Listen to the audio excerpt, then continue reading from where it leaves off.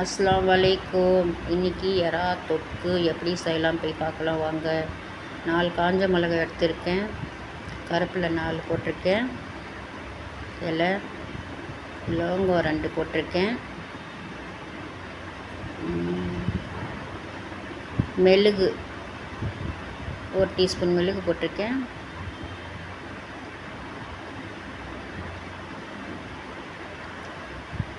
சோம்பு 1 டீஸ்பூன் சோம்பு போட்டிருக்கேன்,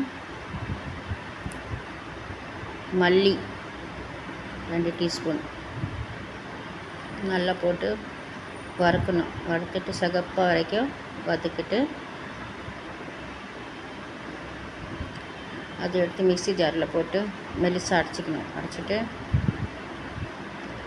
2 சைஸ் வெங்காயம் 2 வெங்காயம் போட்டு வதக்கணும். நல்லா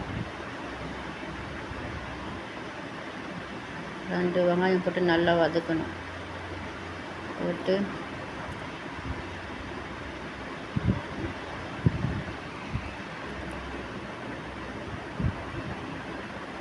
ஒரு சைஸ் சின்ன சைஸ் தக்காளி 1 போடணும். 1 போட்டு நல்லா வதக்கணும். வதக்கிட்டு நான் அதிகமாக எண்ணெய் ஊற்றிட்டேன் போல் இருக்குது. மிளகாத்தூள் 1 டீஸ்பூன் நம்மளுக்கு போடுந்தால் போடலாம், இல்லைன்னா விட்டுடலாம். அதில் காரம் இருக்கும், அந்த மிக்ஸியில் அடித்தது காரம் தான் இருக்கும். அது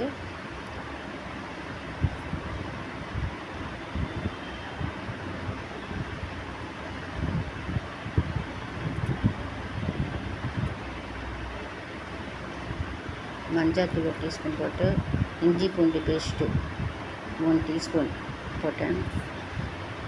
அதில் உப்பு கொஞ்சம் உப்பு போடணும்.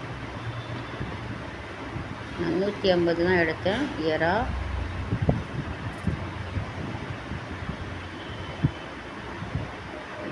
150 தான் எடுத்துருக்கேன். எறா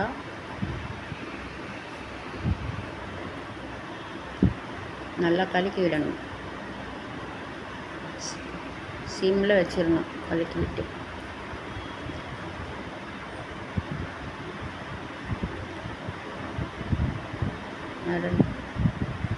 அப்படியே ஸ்லோவாக வச்சிடணும். நல்லா வதக்கிட்டு அந்த மசாலா எடுத்து இதில் போடணும். இந்த காஞ்ச மிளகாயெல்லாம் அடித்த மசாலா வந்து இதில் போடணும். போட்டு நல்லா கலக்கி விட்டு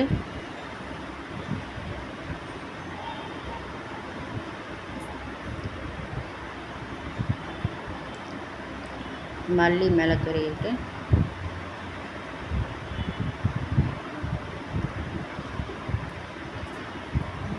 நல்லா கொதிக்க வச்சிடலாம்.